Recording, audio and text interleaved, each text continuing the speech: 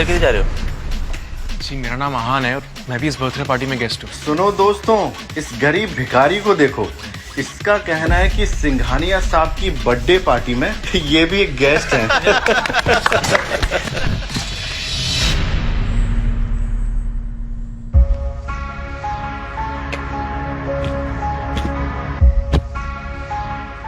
Shanaya baby घर चलते हैं। बेबी? शनाया, तुम इस भिखारी को जानती हो क्या? नहीं नहीं, कौन है ये भिखारी? मुझे नहीं पता। Who the hell are you?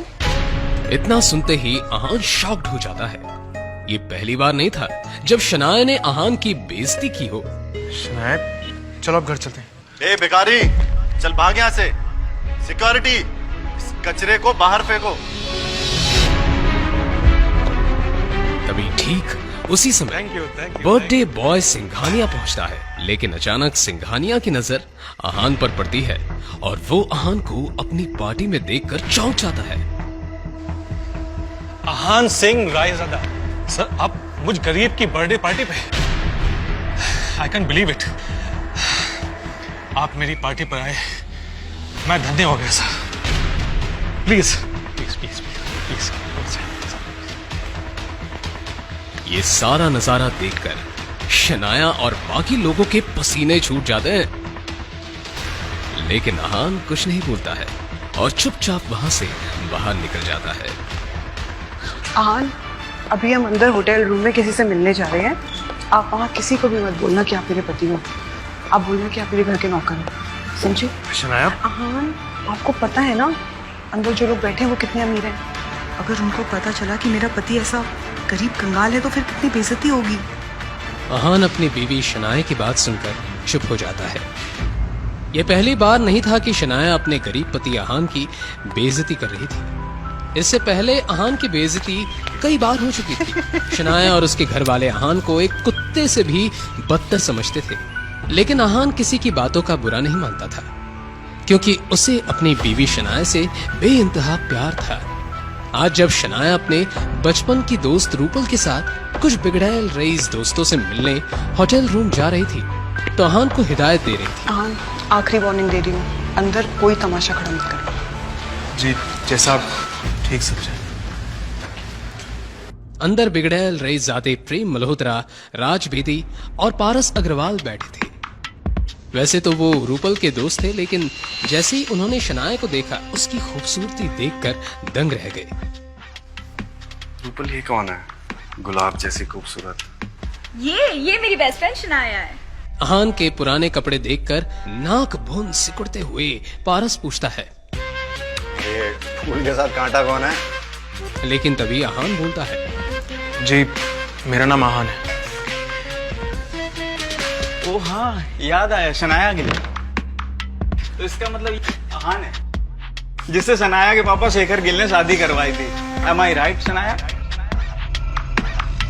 अब जैसे ही प्रेम और पारस को पता चलता है ये गरीब इंसान इस खूबसूरत लड़की शनाया का पति है, तो शनाया के फ्लर्ट करने के अरमानों पर पानी फिर जाता है। अब वो तीनों मिलकर आहान की गरीबी का मजाक उड़ाने लगते हैं। तो आहान भैया, मैंने सुना आप किसी बैंक में काम करते हैं, तो कितनी सैलरी है आपकी? लेकिन ये तीनों लड़के हंसते हंसते आहान की बेइज्जती कर रहे थे। 12,000 मिल जाते हैं। कितना? 12,000। कभी कभी बोनस मिलता है तो 15,000 भी मिल जाते हैं। अच्छी सैलरी। मतलब मेरे ज्वेलरी के अकाउंटेंट से आधी है, पर आजकल के जमाने में तो इतनी बहुत है। पारस भाई, अगर तुम्हारे स्टोर में किसी स्टाफ की जरूरत हो तो क्यों ना आहान भैया को कंसीडर करो। वो बहुत समझदार भी लगते हैं और तुम्हें शिकायत का मौका नहीं देंगे। हाँ, क्यों नहीं प्रेम भाई, 20-25 हजार की नौकरी तो मैं ऑफर कर ही सकता हूँ। अच्छा आयान भैया, आप चाहें तो कल से ज्वाइन कर सकते हैं।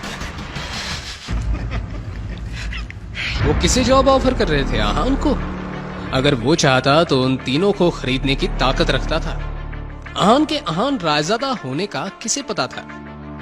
यहाँ तक कि शनाया और उसके घर वाले भी सच से अनजान थे कि इस गरीब आहान की हकीकत कुछ और है। आहान भी यहाँ अपनी हकीकत किसी को बताना नहीं चाहता था, इसलिए आहान ने भी इस तरह इस सिचुएशन को हैंडल किया जैसे कि आहान ने इन बातों को सुना ही नहीं था।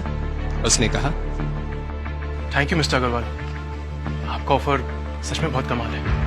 आपने मेरे बारे में इतना सोचा, इसके लिए मैं आपका शुक्रगुजार।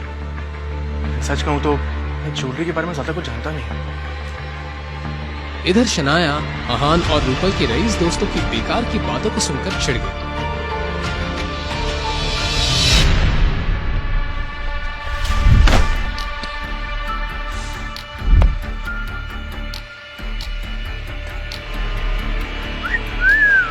उस आदमी से शराब की बहुत ज्यादा तेज बदबू आ रही थी।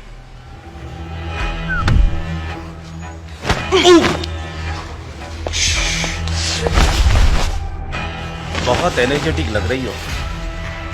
ये एनर्जी मुझे बेड पे मिलेगी क्या? घटिया इंसान, तुम्हारी हिम्मत कैसे हुई मुझसे ऐसी बात करने की? तो मेरे रास्ते से। ए, रुक! क्या कहा? मैं घटिया? पहले अपनी तरफ तो देख। ज्यादा नखरे मत दिखा, समझे ना? 10,000 रुपया दूंगा, चल मेरे साथ। हाथ छोड़ो मेरा। अब शनाया ने ज्यादा सोचे बिना उस आदमी के मुंह पर एक थप्पड़ जड़ दिया।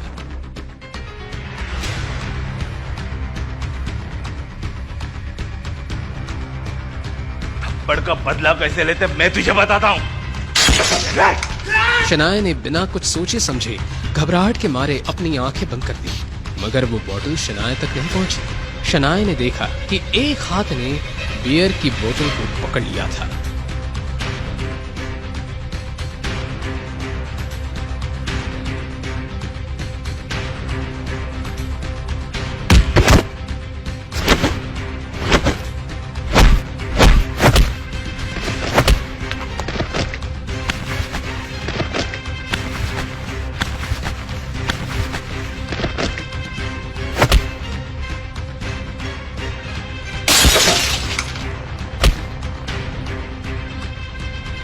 तुझे कुछ ज्यादा ही चढ़ गई है। अगर अपनी सलामती चाहता है ना, जो मेरी बीवी से बदतमीजी की है उससे माफी मांगो और निकल जाए ऐसे। बहुत बड़ी गलती कर दी तूने, मुझ पे हाथ उठाकर। अब मैं तुझे बताता हूं कि मुझे कितनी चढ़ी है।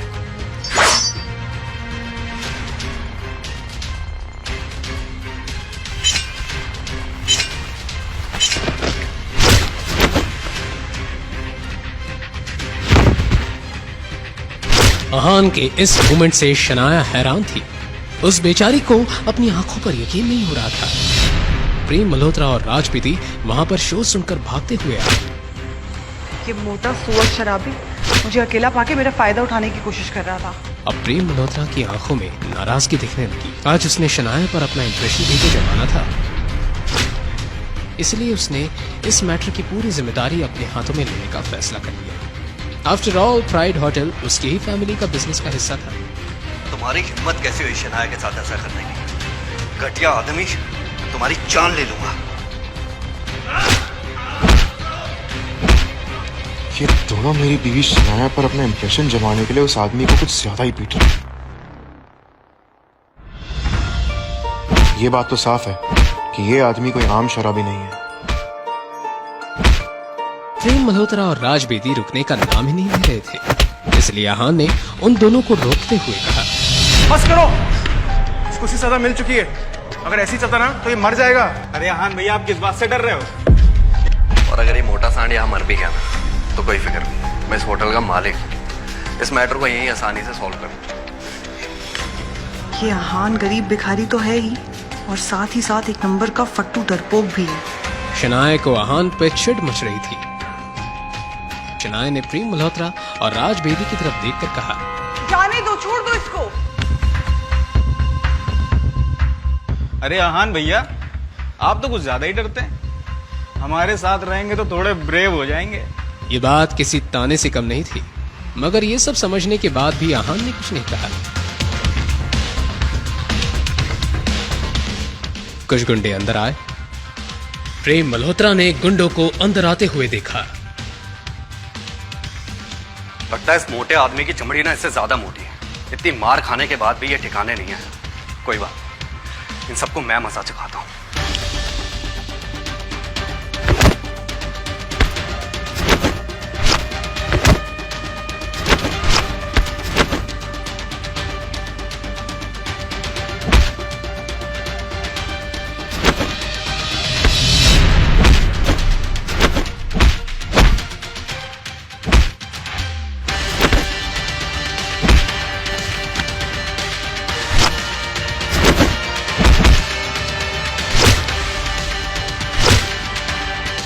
प्रेम मल्होत्रा कोई सीधा साधा फाइटर नहीं था, उसे कराटे में ब्लैक बेल्ट मिला था। एक एक करके प्रेम मल्होत्रा ने योगेंद्र के सारे साथियों को हरा दिया।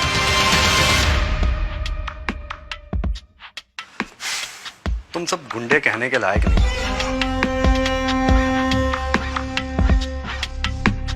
वाह मेरे चीते प्रेम भाई, तूने तो कमाल कर दिया। अब मुझे नहीं लगता कि ये गुंडे हमें परेशान करेंगे।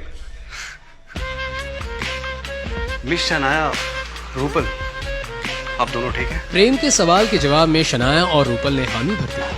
प्रेम शनाया की आंखों में अपने लिए तारीफ देखना चाहता था, मगर उसने देखा कि शनाया की नजरें तो अपने पति आहान की तरफ थी। वो आहान जो चुपचाप बैठे हुए गुंडों की तरफ देख रहा था। प्रेम मल्होत्रा को और चिढ़ मच गई। भाई अब इन ठल्ले गुंडों का क्या करना है? किसी को बुलाऊं क्या ना दफनाने के लिए? अरे नहीं यार, मेरा स्टाफ देख लेगा। आइए आप बाहर आइए। पारस बस अपनी बात को बड़ा चढ़ा के कह रहा था। वो सच में ऐसा कुछ करने की हिम्मत भी नहीं कर सकता था।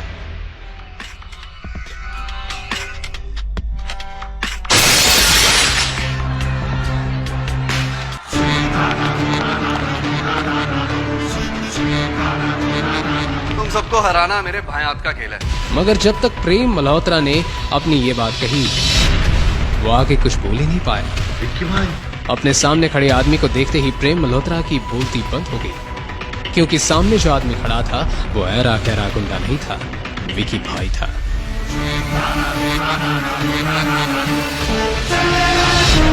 उन सभी की आंखों में एक तरह की झलक थी, जिसे देखकर ऐसा लग रहा था कि प्रेम और बाकी सब की तरह खुद मौत चलकर आ रही है। उन तीनों की रईस बिजनेस फैमिलीज हर महीने जिस विकी भाई को डर कर प्रोटेक्शन फीस भेजते थे, आज उन्होंने उसी विकी भाई से पंगा ले लिया था। अभी अभी किसने मुझे चैलेंज किया? भाई हम मजाक कर रहे थे, हमें पता ही नहीं था कि सामने आप खड़े हैं। हमें माफ कर दीजिए। मजाक कर रहा था। हाँ, कोई बात नहीं, मजाक तो चलता रहता है। क्यों ना एक मजाक मैं तेरे साथ करूं? क्यों ना हम इस बात को बात करके सोचा।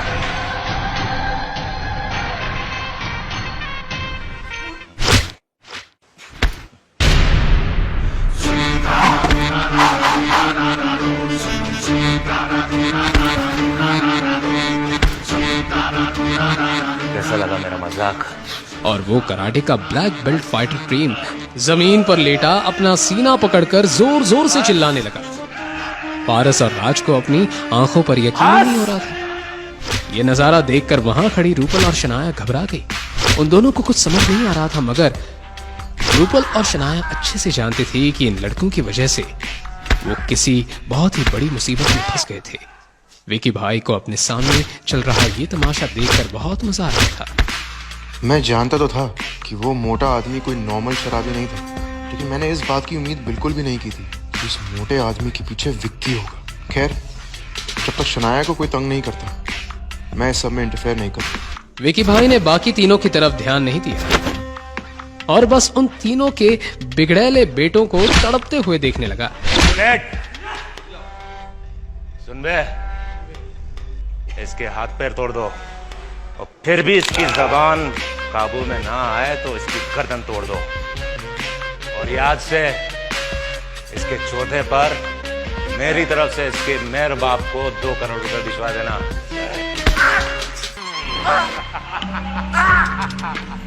रुको रुको रुको, बस बहुत हो गया।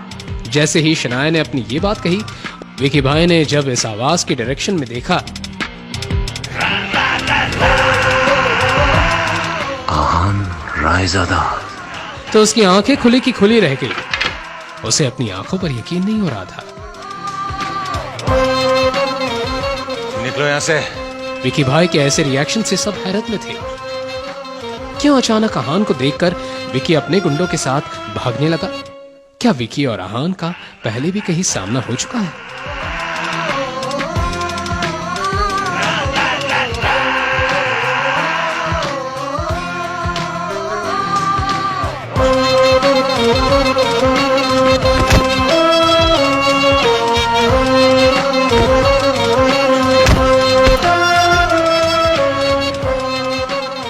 क्या सचमुच अहान एक सीक्रेट अमीर ज़्यादा है? अगर है तो फिर एक गरीब घर जमाई बनकर जिल्लत भरी जिंदगी क्यों जी रहा है? क्यों शनाया के पापा ने उसकी शादी अहान जैसे गरीब से करवा दी?